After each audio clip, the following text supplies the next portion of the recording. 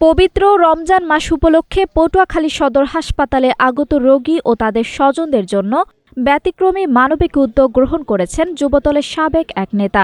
তার উদ্যোগে পুরো রমজান মাস জুড়ে প্রতিদিন বিনামূল্যে সেহরির খাবার বিতরণ করা হচ্ছে।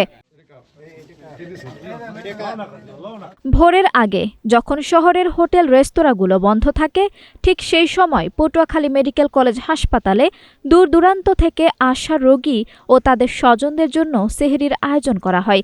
এ উদ্যোগ নেন পটুয়াখালী পৌরসভার সাবেক কাউন্সিলর ও জেলা যুবদলের সাবেক সিনিয়র সহ-সভাপতি সৈয়দ মুস্তাফিজুর রহমান রুমি। প্রতিদিন রাত ৩টার পর যুবদলের নেতাকর্মীরা ভ্যানে করে ভাত, ডাল, মুরগির মাংসের তরকারি, দুধ ও কলা নিয়ে হাসপাতালে আসেন। পরে আগ্রহী রোজাদারদের হাতে খাবার তুলে দেওয়া হয়। আয়োজকদের পক্ষ থেকে জানানো হয়েছে, প্রতিদিন প্রায় ২৫০ থেকে ৩০০ জন মানুষের জন্য সেহরির ব্যবস্থা রাখা হয়। উদ্যোক্তা সৈয়দ মোস্তাফিজুর রহমান রুমি বলেন, আল্লাহর সন্তুষ্টি অর্জনের উদ্দেশ্যেই এ উদ্যোগ নেওয়া হয়েছে। অনেক রোগীর স্বজন সেহরির সময় খাবার না পেয়ে কষ্ট করেন। তাদের সহযোগিতার জন্যই বিনামূল্যে সেহরির ব্যবস্থা করা হয়েছে। পুরো রমজান মাস জুড়ে এই কার্যক্রম অব্যাহত থাকবে।